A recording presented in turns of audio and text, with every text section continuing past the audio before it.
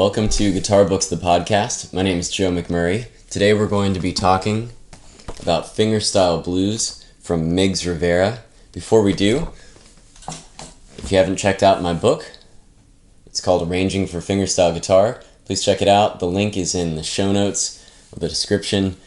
In this book, I show you how to arrange a single melody in hundreds of different ways so that afterwards you should be able to arrange any melody for fingerstyle guitar.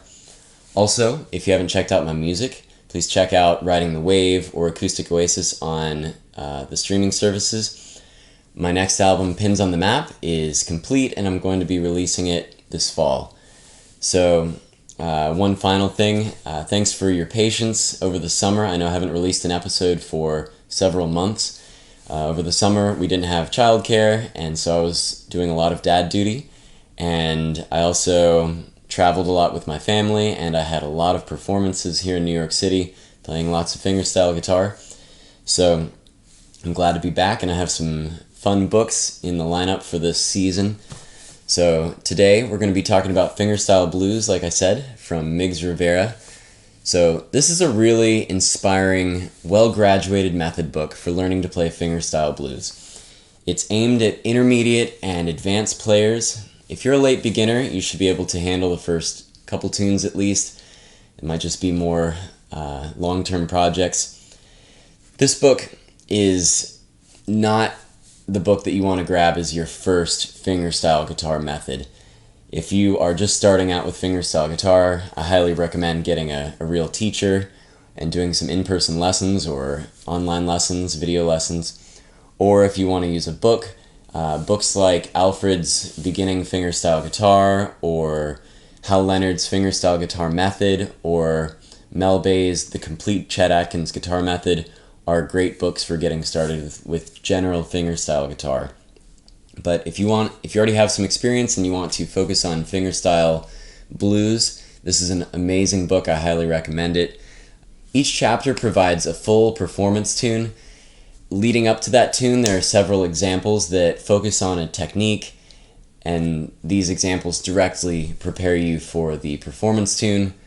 As advertised, the book is entirely focused on fingerstyle blues, but it does deep dives into lots of different substyles of fingerstyle blues, like Delta blues with a tune that sounds like it could be from Robert Johnson.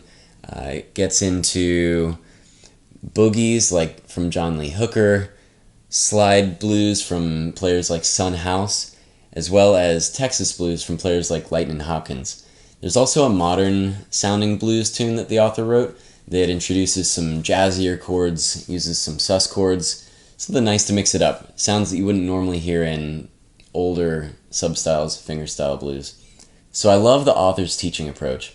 In each chapter, he focuses on usually one or two new techniques, and he takes chunks of the song and shows you how to use that new technique within the song. Sometimes he gradually makes it more complicated over the course of several examples, and then you play the performance tune, and that performance tune will use those new techniques you've been learning about. The first chapter is awesome. It takes a single 12-bar blues, and it's very simple in the first example, and then he arranges it using new techniques like hammer-ons, grace note hammer-ons, and slide hammer-ons, and some chord fragments, and things like that, rubato bends. And then finally, he has a final performance tune that utilizes all of these different techniques all in the same example. It sounds much more authentic. If you were to just play through the example using all hammer-ons, it would sound more like a technical exercise, but when you use a little bit of each one, it sounds much more authentic. The author provides some music theory throughout the book, but it's definitely not music theory heavy in this book. So for those of you who don't like a lot of music theory, it's a big plus for you. For those of you who do like music theory, like myself, it's okay. You can still use your music theory knowledge that you've gained elsewhere and use it to analyze the tunes in the book.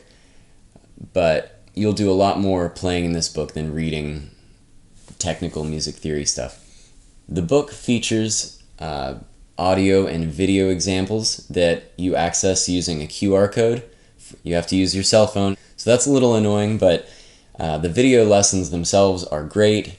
Miggs Rivera, the author, gives you some more details about how to play the examples, and he also performs each tune, and I think that's incredibly helpful. It's really hard sometimes to get the proper rhythm and feel just from reading the book, and watching him, it's much easier. So it's definitely worth your time to check out the videos. One thing to note about the book is that it doesn't emphasize improvisation, which is a huge part of the fingerstyle blues tradition. However, that's fine. You can learn about improvisation from other sources, like a private teacher, or from a book like Joseph Alexander's Fingerstyle Blues Guitar, and you can take that knowledge that you've learned about improvisation and you can put it into some of the tunes that he's presented. And yeah, this book is great for learning the techniques to play fingerstyle blues and to get a really authentic sound. But yeah, it's not great for learning to improvise. This book does introduce some modern percussive techniques that you might hear from players like Michael Hedges or Don Ross, Andy McKee, Mike Dawes. If you've ever heard the author Miggs Rivera play, he does use a lot of these modern percussive techniques. So in the book, in the last couple tunes, you'll learn how to use thumb slaps and various percussive hits on the body of the guitar. So if you're into that, that's exciting. If you're not into it, you still have the majority of the book doesn't utilize these modern techniques. As you're going through this book, I'd really recommend using an acoustic steel string guitar or an electric guitar. I would probably not want to use a nylon string classical guitar.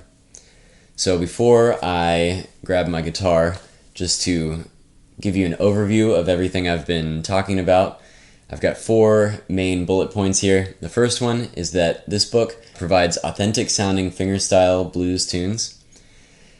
Second, it's got excellent difficulty graduation. The examples build off each other and get gradually more complex and difficult.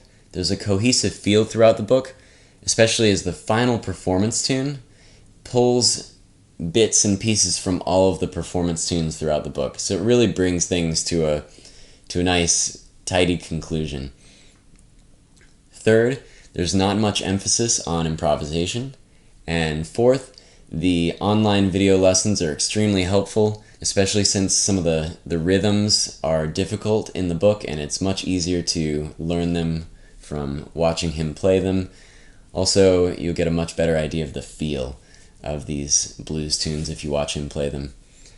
So I'm going to go ahead and grab my guitar and show you some of the tunes in the book so that you can get an idea of how the tunes sound. So I mentioned earlier that the first chapter is awesome. He really nailed it with this teaching strategy.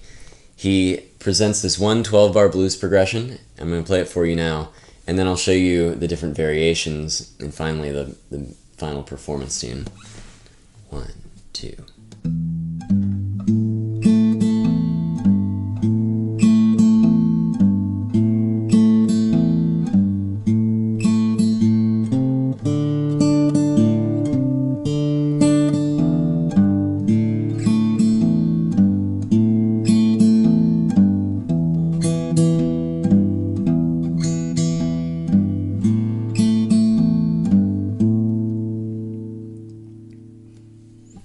So it's kind of it's a cool groove. It's based around the bass line with a little teeny melody. It's just the root of each chord, but it doesn't have that bluesy sound yet. It's missing all the little stylistic elements. So in each following example, he starts adding in those stylistic elements. The first one is he adds hammer-on grace notes. So instead of the melody being just, he goes. So I'll just do a little bit of this.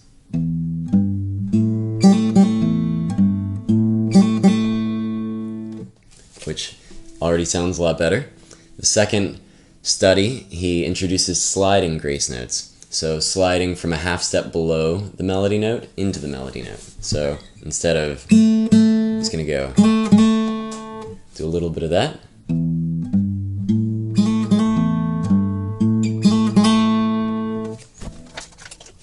Then he adds in rubato bends. These are these kind of slow quarter note bends, and this time it's going to only be in the bass line. So instead of going, it's going to go. So I'll try that. I'll just do a little bit.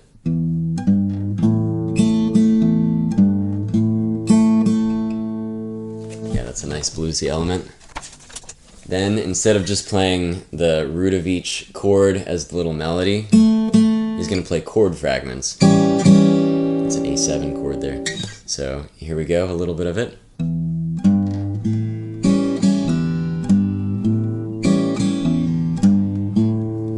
Still doing the rubato bends in the bass. The last study before the final performance tune, he uses rubato bends in both the bass and the melody notes. So instead of going, he's going to go as the melody. That little quarter note bend. So here we go, I'll do a little bit.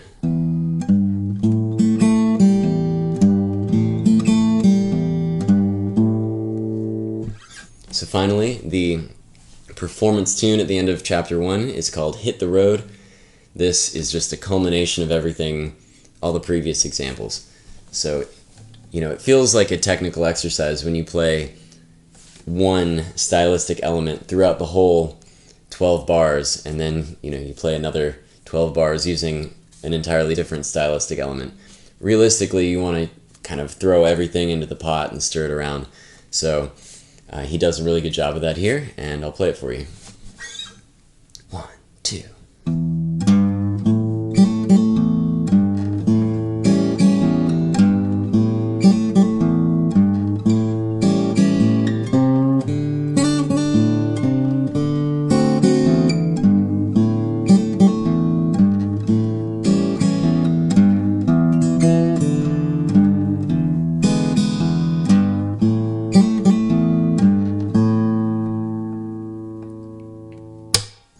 Yeah, so it's a super fun tune, really simple. So the next tune in the book is in chapter 4 on page 34. It's called the Young Boy Delta Blues. It really has that delta sound. So here, this is one time through a 12 bar progression. 1, 2, 3, 4.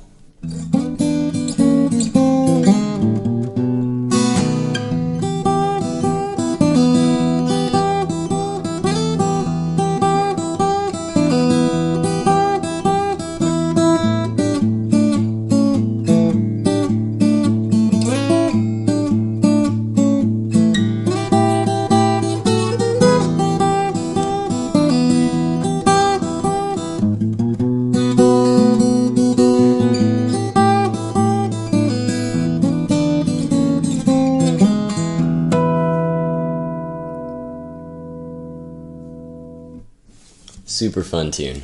Has a nice groove.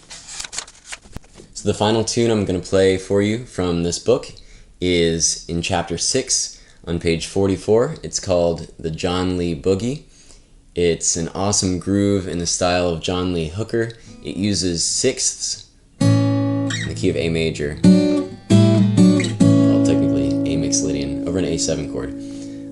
You can get this kind of... that over the 4 chord D, over the 5 chord. And then he uses a cool lead lick mixed in with that. So I'm going to go ahead and play it through once. It's just one 12 bar sequence. 1, 2, 3, 4.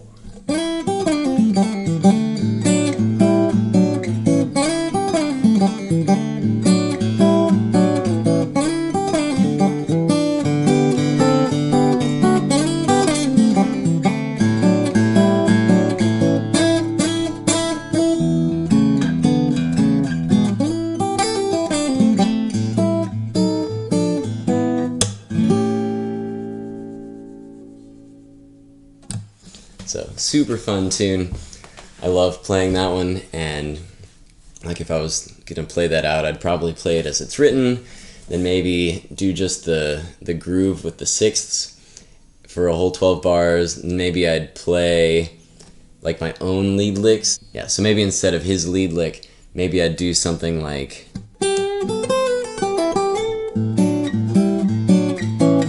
make up different ones every time. So that would be maybe at the third time through the 12 bars, then maybe I'd play just the shuffle the fourth time through, maybe the fifth time I'd play it as written. So yeah, so that way you get a full like minute and a half, 2 minutes out of this song rather than just 20-30 seconds. So with that, that's all I'm going to play from the book. Fingerstyle Blues Guitar from Miggs Rivera. This is an awesome book for fingerstyle blues for all the reasons I've outlined at the beginning of this video. Some other books you might want to look at if you're into fingerstyle blues would be the Joseph Alexander book, Fingerstyle Blues Guitar. I mentioned that earlier. Great for learning how to do fingerstyle blues improvising. And you might also want to check out Stefan Grossman's complete country blues guitar book. So yeah, I hope you enjoyed this. Before you go, like I mentioned earlier, if you haven't checked out my book, please take a look. It's called Arranging for Fingerstyle Guitar. It's available through the link in the show notes below. In this book, I will show you how to arrange one simple melody in hundreds of different ways, and afterwards you should be able to arrange any melody. So more specifically, we'll take this one melody and we will arrange it using putting the melody on the high strings and adding a bass line underneath based off the chords. Then we'll add inner harmony. Then we'll utilize things like an alternating bass line, Travis picking. We'll utilize arpeggiation. We will put the melody in the bass. We'll harmonize the melody with thirds and sixths and tenths. We will use independent bass lines underneath the melody. We will use natural and artificial harmonics. We'll look at how to transpose the tune to different keys to find the best key for the tune. We will look at some alternate tunings, some alternate time signatures. And then towards the end of the book, I get into a lot of detail with the topic of reharmonization. It's a really great way to make your tunes more interesting, to put different chords underneath the melody than you originally had underneath the melody. It's really fun. It's one of my favorite ways to make a tune sound different, and you can play through the same melody multiple times and every time it feels fresh. So please check that out. And additionally, please check out my music. Riding the Wave and Acoustic Oasis are available through all the streaming platforms, and my new album, Pins on the Map, will be available this fall. So keep an eye out for that. So thank you. Have an awesome day.